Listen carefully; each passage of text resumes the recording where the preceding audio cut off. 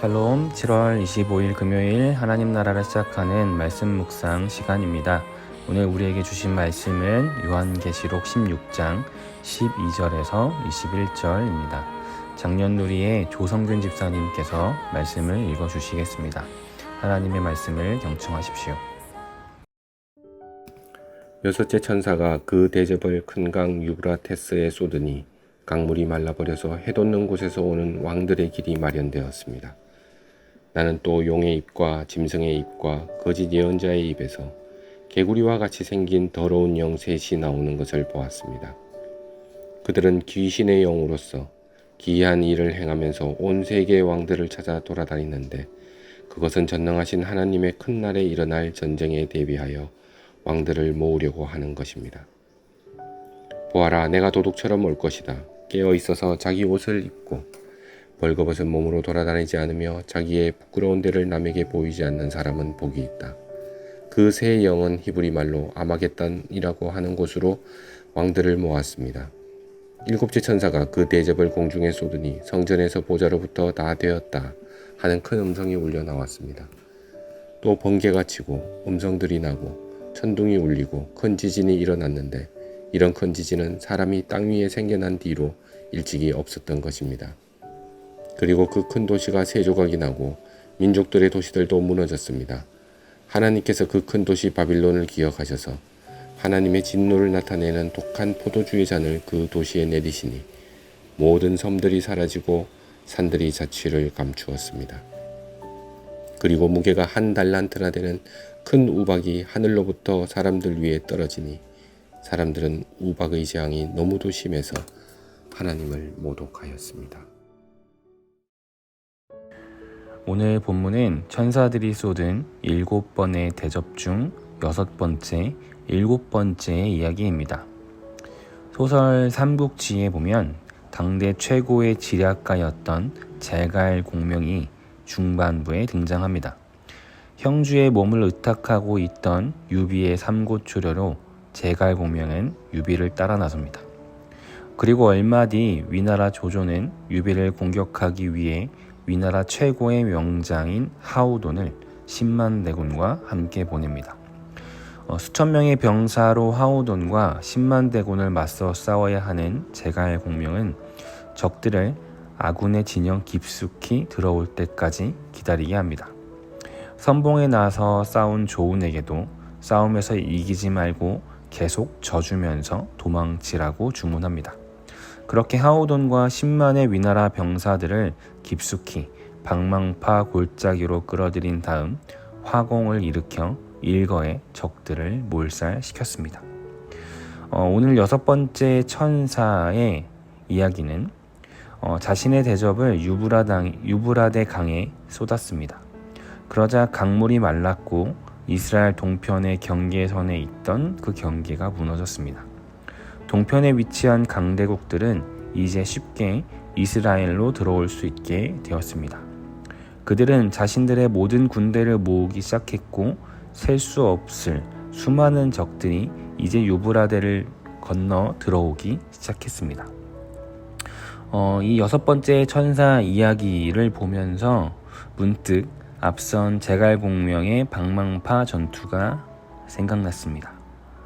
얼뜻 보면 하나님께서 손쉽게, 그것도 그의 백성들인 이스라엘을 적들에게 넘겨주는 장면으로 보이는 환상입니다. 그러나 조금 더 깊숙이 들여다보면 이것은 하나님께서 자신의 적들을 일거에 몰살시키기 위한 고도의 전략임이 확인됩니다. 하나님께서는 이 멸망과 잔혹한 심판을 위해 그들을 한 곳으로 불러 모으십니다. 아마겟돈, 흔히 들어보셨을 그 아마겟돈이라고 하는 그 지명의 이름이 바로 이곳에서 등장합니다. 아마겟돈은 산과 무깃도라는 히브리어가 합쳐진 말로 무깃도의 산입니다. 이곳은 엘리야가 바알 선지자들과 일전을 벌였던 갈멜산 동남쪽 에스드렐론 평야가 시작되는 곳에 있습니다. 그리고 이것은 이스라엘 역사에서 여러 번 큰 전쟁이 벌어졌던 곳입니다. 하나님은 따라서 이 6번째 대접을 쏟으심으로 이곳에서 계시록 19장에 펼쳐질 최후의 전쟁을 준비하게 하십니다. 그 전쟁을 준비하며 하나님은 자신을 믿는 자들에게는 그 전쟁을 준비토록 명령하시는데, 깨어 자기 옷을 지켜 벌거벗고 다니지 아니하며 자기의 부끄러움을 보이지 아니하도록 해라 라고 말씀하십니다. 여기에서 옷은 예수 그리스도를 통해 입히신 의의 옷, 그리스도의 보혈을 의미합니다. 즉 그리스도의 구원의 옷을 입고 깨어 전쟁을 준비하는 자, 그들이 이 전쟁을 살아남을 자들이라고 말씀하십니다. 7번째 천사가 이어 대접을 공중에 쏟았습니다. 그러자 천둥과 번개와 요란한 소리를 동반한 엄청난 대지진이 일어납니다. 이 재앙은 이 땅의 종말을 암시합니다. 엄청난 재앙의 결과 큰 도성 바벨론은 세 조각으로 부서졌고, 온 세상 수많은 도시들, 바다 위의 모든 섬들과 모든 산들도 땅속으로 빨려 들어갔습니다. 여기서 바벨론은 1차적으로 그 당시 로마를 의미합니다. 로마 제국의 멸망, 그 재앙 속, 그럼에도 불구하고 자신들의 죄악을 회개하기는커녕 재앙을 내리시는 하나님을 비방하는 사람들도 있었습니다. 7번째 재앙은 하나님을 대적하는 당시 사회, 경제, 문화의 제도의 멸망을 예언합니다. 하나님을 대적하고 하나님을 대신하여 경배하게 만든 그 무엇을 반드시 멸망할 것이며, 또 하나 보여주시는 장면은 그럼에도 불구하고 여전히 그것을 예배하는 이들이 존재한다는 것입니다. 이 7번째 재앙의 모습은 6번째 재앙의 환상에서 자신이 점검하고 입어야 하는 그 의의 옷이 무엇인지를 다시금 확인시켜 줍니다. 그것은 하나님만을 예배하는 것입니다. 예수 그리스도를 통해 주신 구원, 그 구원을 통해 하나님의 거룩한 백성됨을 믿으며 오직 하나님만을 예배하는 것입니다. 여기서 유의해야 할 것은, 그렇다고 세상의 모든 문화를 등지고 모든 경제와 정치 시스템을 부정하며 어디 산속에 들어가서 매일같이 찬송가 부르고 예배하는 그런 개념의 예배를 의미하지 않습니다. 내가 삶 가운데에서 무엇을 내 삶의 중요한 가치로 여기고 살아가느냐, 내가 이것만 있으면 나는 잘 살 수 있어 라고 믿고 있는 그 무엇이 어떤 거냐, 그것이 오직 예수 그리스도이냐, 아니면 세상 가운데서 말하는 어떤 세상의 가치관이냐, 이 차원의 논리입니다. 사랑하는 성도님들, 하나님은 오늘 말씀을 통해 우리에게 보여주시고 들려주십니다. 먼저 거센 적들이 우리의 심장부까지 가까이 다가와 우리를 위협하는 것 같아 보여도 그건 역시 하나님의 전략 중의 일부이며, 그들과의 최후 전쟁을 하나님은 준비하고 계십니다. 그리고 그 전쟁은 하나님의 승리로 끝날 것입니다. 우리가 예배하고 때로는 두렵게 느끼는 세상을 지배하는 그 힘은 하나님 앞에 쉽게 무너질 것입니다. 따라서 여기에 우리에게 필요한 것은 이 일이 일어날 것을 대비해 깨어 나의 옷을 정돈하는 것입니다.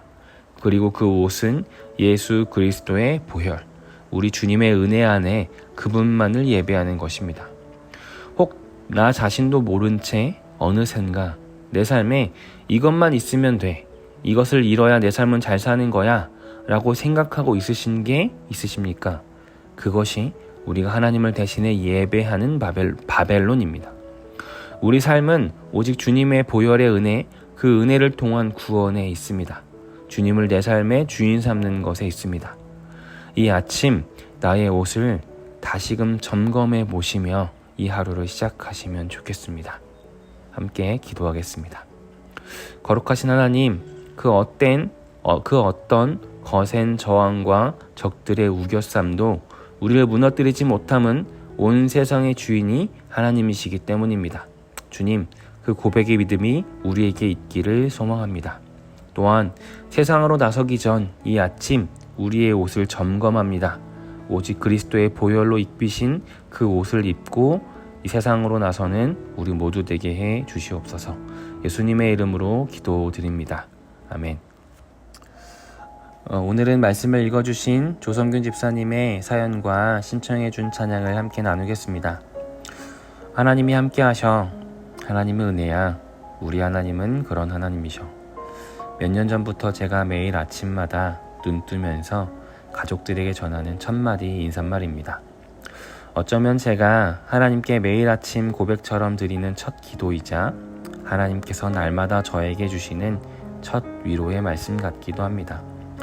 30년 넘게 매일같이 해온 아침 출근길, 이제는 웬만큼 익숙해지기도 하고 세상 풍파에도 어지간히 무뎌져서 무덤덤해질 법도 한데 여전히 이런저런 세상의 무게로 출근하기 힘든 날이면 다시 하나님만 바라보게 하십니다. 세상에 반짝해 보이며 나를 무겁게 하는 모든 것들은 다 하나님 앞에 내려놓게 하시고 세상의 그 어떤 것과도 바꿀 수 없고 대신할 수 없는 평화의 하나님 한 분만 바라보게 하십니다. 오늘도 그렇게 한 걸음 또 나아갑니다. 언제나 우리와 동행하시는 하나님과 함께 하나님의 은혜로 그 하나님의 능력으로 이제도 계시고 전에도 계셨고 다시 오실 오직 우리 하나님 한 분만 믿으며 하나님의 능력으로 오늘을 또 살아갑니다. 그렇게 하나님께서 저의 오늘을 살아가게 하심에 감사합니다. 오늘 추천하는 찬양은 하나님의 은혜입니다. 예쁜 딸 연경이가 10여 년 전 월드비전 합창 단원일 때 했던 찬양인데 이 곡을 작곡하신 고 신상우 선생님께서 피아노 연주를 직접 하셔서 더 의미 있는 곡입니다. 이 찬양을 우리 성도님들과 이 아침 함께 나누겠습니다. 네, 오늘 이렇게 사연과 찬양 함께 나눠주셨는데요. 오늘 신청해주신 찬양 함께 들으시며 우리 모두 더 깊은 묵상으로 나아가도록 하겠습니다.